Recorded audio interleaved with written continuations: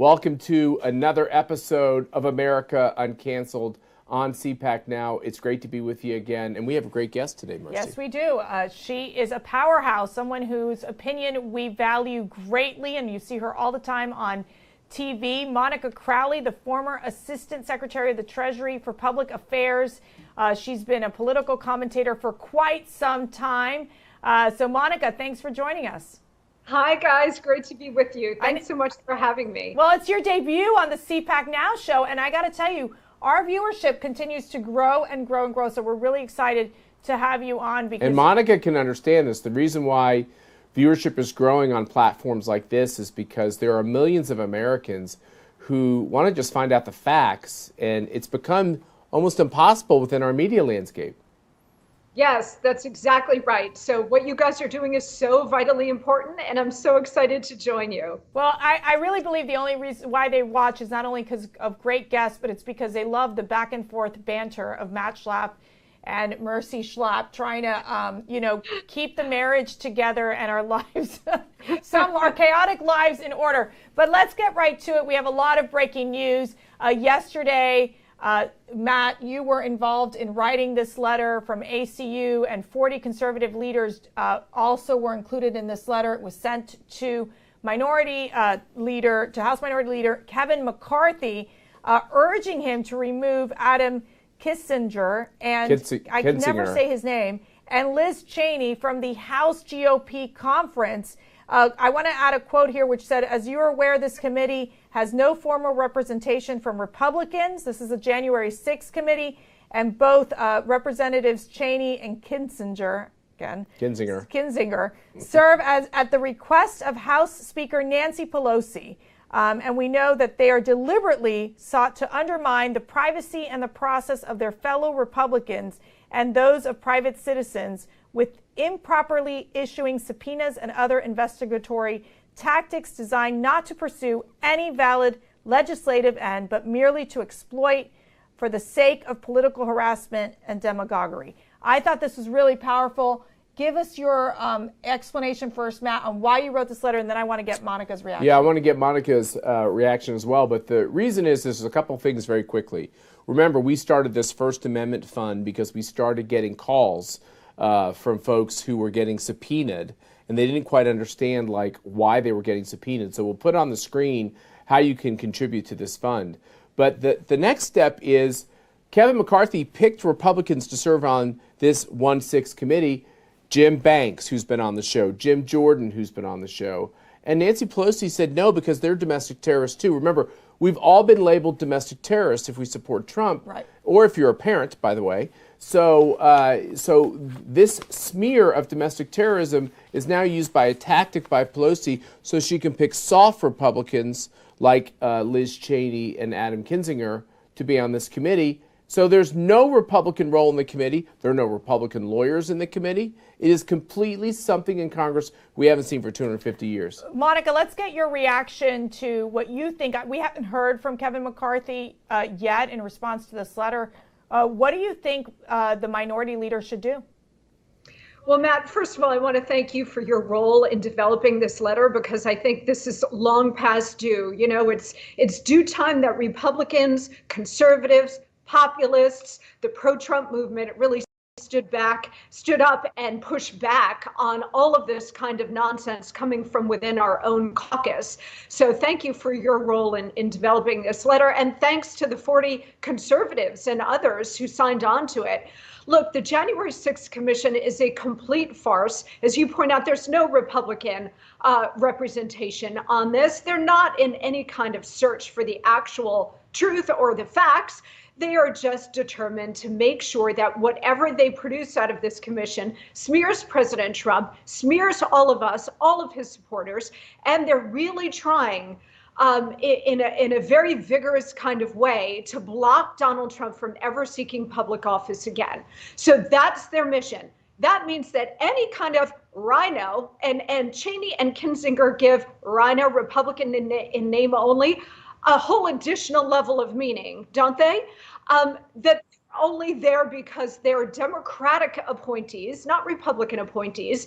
And because they are there serving the interests of Pelosi and the Democrats, not the Republicans, and certainly not the truth, then they should be expelled from the caucus. And I would hope that Leader McCarthy takes action on this sooner rather than later. Can I ask you, Monica, and I'm curious, Matt, on your end too, have we ever seen this happen? Would a minority leader, or in the case of my majority leader, kick some folks out of the caucus? Have we seen that before? It's a great question. Certainly, House members, we see with Marjorie Taylor Greene, they stripped her of her committees. Right. They just censored Paul Gosar the other day. So the Democrats are taking some very extreme measures that we haven't seen before.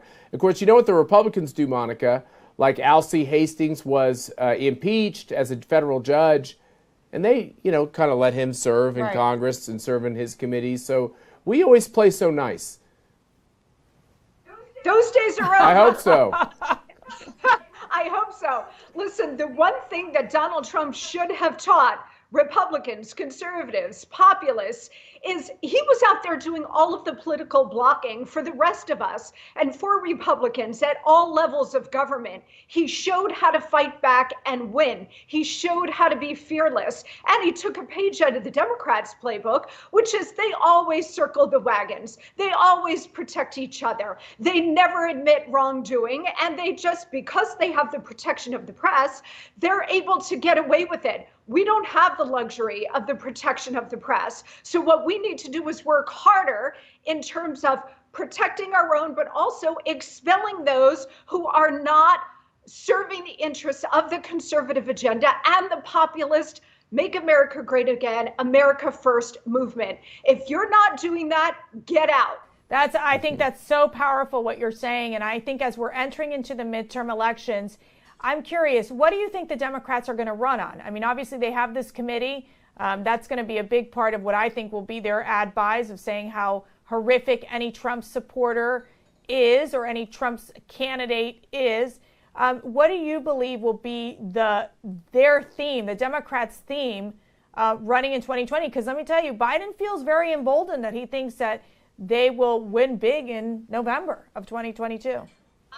Yeah, Mercy, I saw him yesterday or the day before talking about 22 and the Democrats' chances, and he said something stupid like, well, what else is new? He said something stupid, but he said something dumb like, bring it on, or bring it, or something. Well, we are going to bring it. Be careful what you wish for, Mr. President. But look, what are they going to run on? When you look at where we are as a country, we've got a weakening economy, skyrocketing inflation, a supply chain crisis, and a labor crunch. We've got a wide open border with all of the attendant problems that brings. We have spiking crime. We've had a power vacuum develop in Afghanistan because of the catastrophic withdrawal there.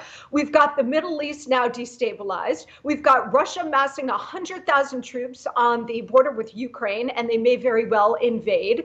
And we've got China newly aggressive with all kinds of adventurism in the South China Sea, threatening Taiwan, threatening Hong Kong, and engaged in all manner of human rights abuses. So when you look around the country and the world, there is literally nothing positive that the Democrats can run on. They've got no messaging. And so the last line of defense for them is, I guess, this farce of January 6th, which, by the way, except for Cheney, Kinzinger, and a handful of Democrats and the media, no one else cares about. That's exactly right. Monica, we have a few more questions to talk to you about, including on the economy. We're going to be right back to CPAC Now, America Uncanceled, after this short break.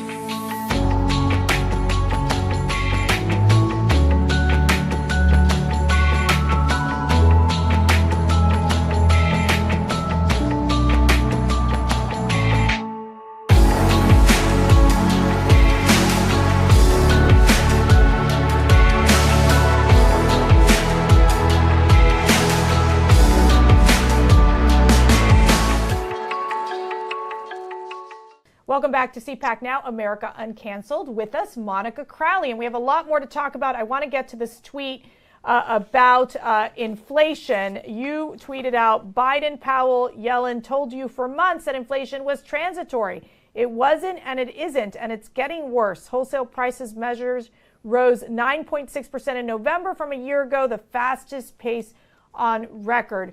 Monica, they've removed the word transitory now from the Federal Reserve. I mean, have you ever seen anything like this?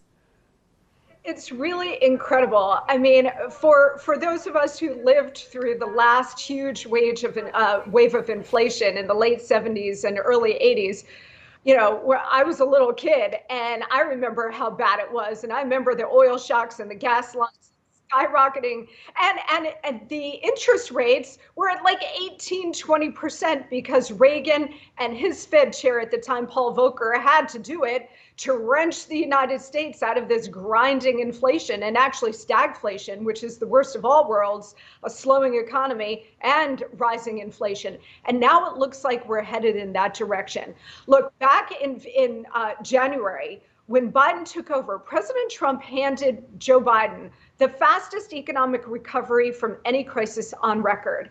In March of this year, the Democrats rammed through nearly $2 trillion in emergency, they called it emergency spending. Problem was, the emergency no longer existed. So they pushed through this $2 trillion. They're talking about an additional $5 trillion in spending, which at least for the moment looks like it's on pause.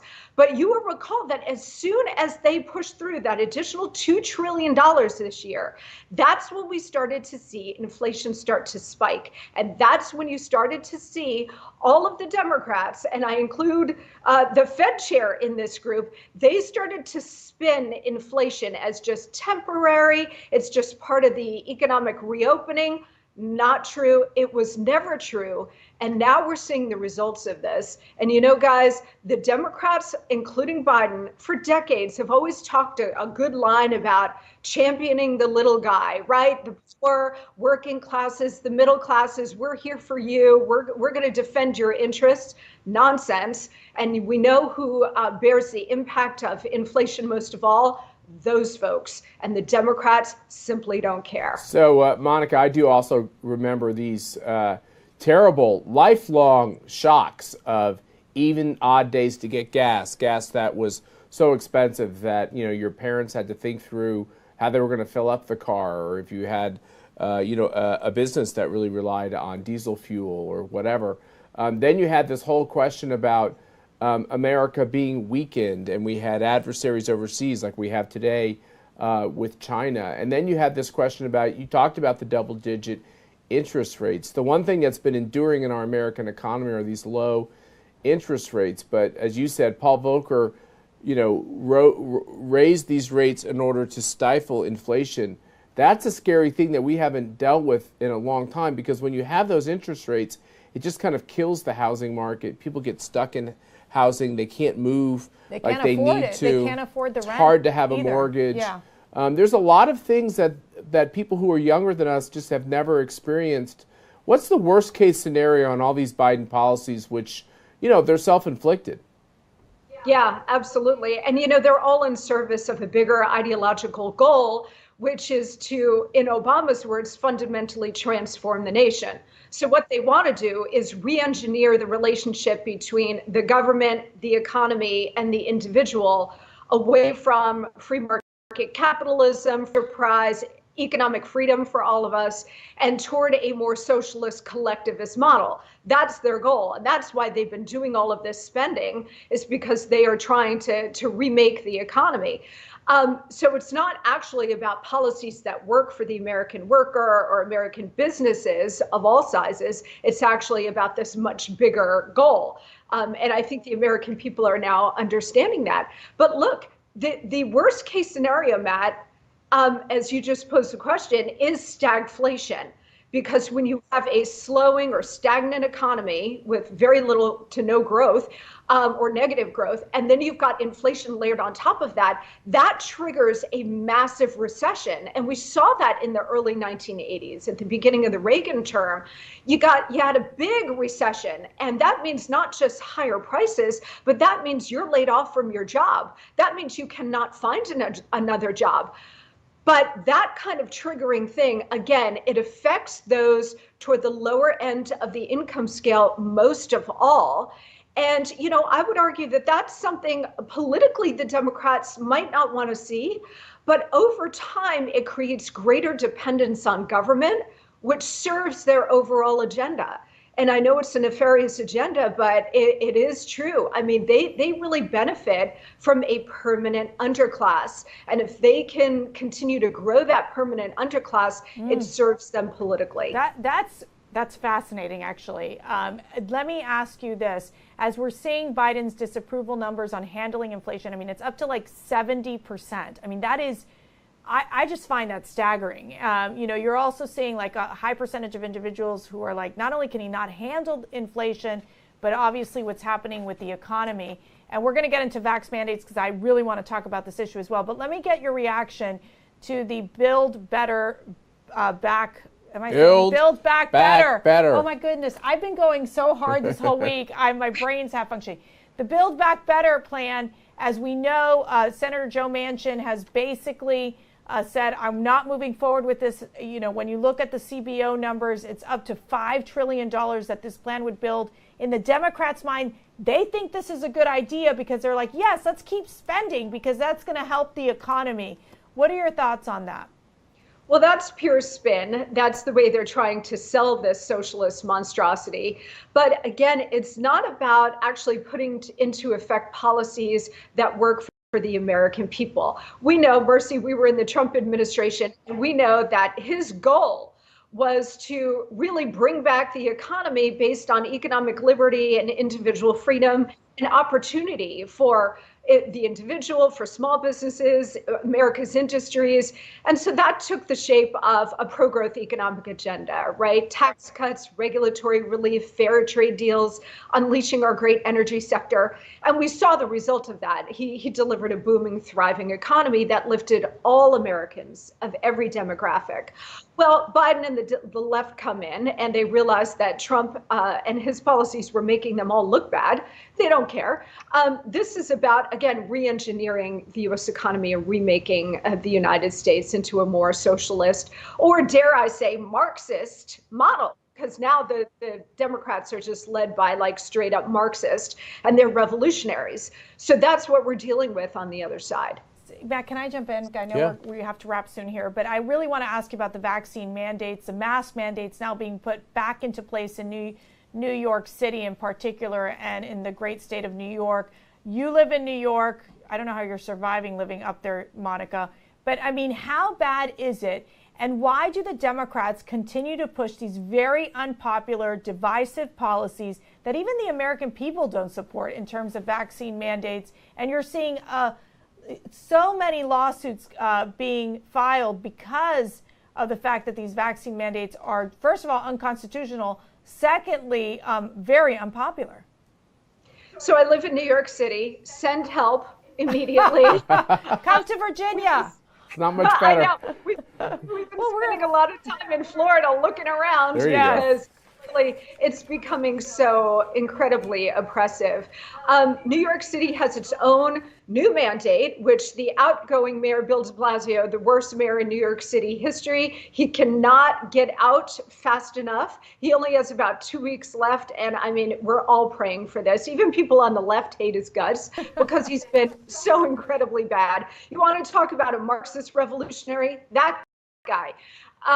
So he put into place on his way out the door a mandate for private businesses of all sizes that their employees have to be vaccinated by the first shot by December 27th. That is literally 3 or 4 days before he leaves office. So he's sticking the incoming mayor with this crazy new mandate that has already been started to be litigated. It's already in the courts. But New York State, we have the new governor, Kathy Hochul, who replaced Andrew Cuomo. And apparently she's Andrew Cuomo in a skirt because she's drunk on her own power. She put in a statewide mask mandate, which a lot of Republican county executives have now said, we're not going to enforce this. So if somebody wants to knock themselves out, that's fine, but we're not going to enforce it. So you have this weird patchwork in blue states like New York of what's acceptable, what the state will enforce, what it won't enforce. It is a giant mess. But to get to your point,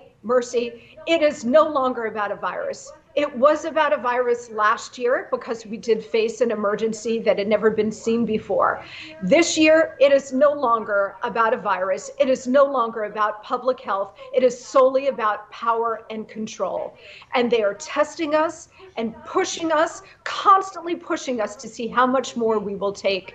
But I think what we're seeing, not just in the US, but around the West, is that we are just done with this. Oh my goodness, Matt is about to stand up and start applauding. It's so, you're so right. That's we are exactly done. Where we're at. Monica Crowley, thanks for joining us. You know, this the letter that we sent out urging Kevin McCarthy to have a consequence for Liz Cheney and Adam Kinzinger on their you know, aiding and abetting Nancy Pelosi in this ahistoric, un-American, repulsive 1-6 committee is an important thing. We'll make sure that it's on the screen and you guys know where you can get that letter, and it's also on our website at conservative.org. And I just want to, as we head to break, I also want to bring up the First Amendment Fund again, and we'll show you how you can contribute to the First Amendment Fund.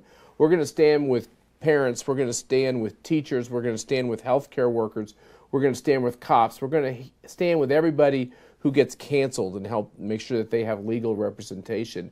And we're going to help Monica's and your former colleagues in the Trump administration who are having to spend their savings accounts defending their honor about a peaceful rally on right there by the White House on 1/6. So, Monica, we appreciate you joining us today. A pleasure. Thanks so much, guys. Merry Christmas. Merry Christmas to you, and we'll be right back after this short break.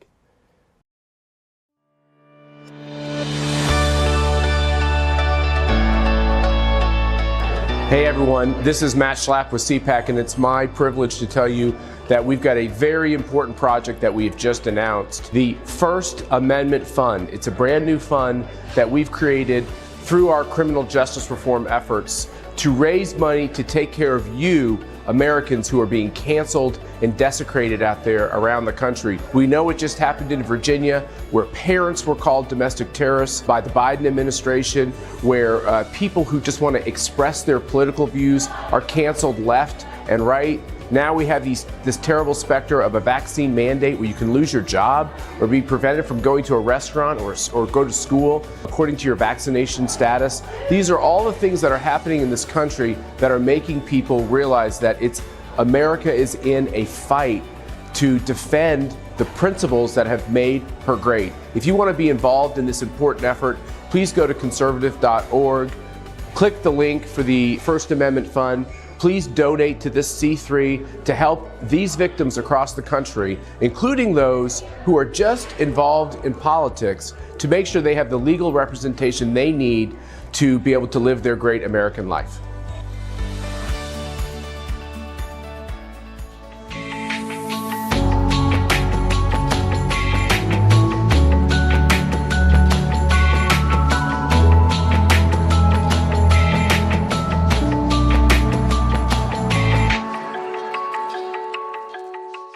Welcome back to CPAC Now, America Uncanceled. That was a great interview with Monica. But Matt, let me ask you, we're getting close to Christmas, so I want to know, what are the big Christmas plans? It's like just a little more than a week away. I know. For us, you mean? Yeah. What are you thinking? Well, I'm thinking Santa's going to come. I'm thinking we're going to open up presents. Yeah. I'm thinking we're going to go to church. And then I'm hoping we don't do anything for a couple of days. I hope so too. But you know, the news cycle moves fast. And you know what? It's going to be Matt Schlapp's birthday coming up this weekend. And your birthday. I know. And one of our daughters, Katerina's birthday. So we have a lot going on at the Schlapp house. But we really hope you all are spending time with your family and get some downtime and be able to celebrate this Advent season, this Christmas season, as we wait for the big day for, you know, Jesus and get to ready. be born. And that's right. Jesus being born, and he is with us, and we serve him. And let me tell you something else. We have a lot of blessings. Yes. We have a lot of blessings, even though there's a few things to be worried about. But next year, ladies and gentlemen, is going to be Bafo, one of the greatest political years ever. These socialists are going down. Yes. And so let's all take it easy over the holiday season, over Christmas, and let's be ready to stick it to them next year. You know what my goal is for 2022? fire Pelosi, don't you think? And Schumer. And let's fire them both, and let's see if we can retire Joe Biden, because I think he already is ready to go to the retirement home. I don't know about you. He is retired. But thank you all for joining us. Remember that CPAC is happening in February 24th through the 27th. You can get your tickets on conservative.org. Encourage your friends to come. But CPAC is not just a conference or two. This is about CPAC every single day. What are you doing every single day? That's right. To talk about our great principles, our great nation, that of freedom, that of liberty, that of your God-given rights that we continue to support and protect against these socialists. Merry Christmas.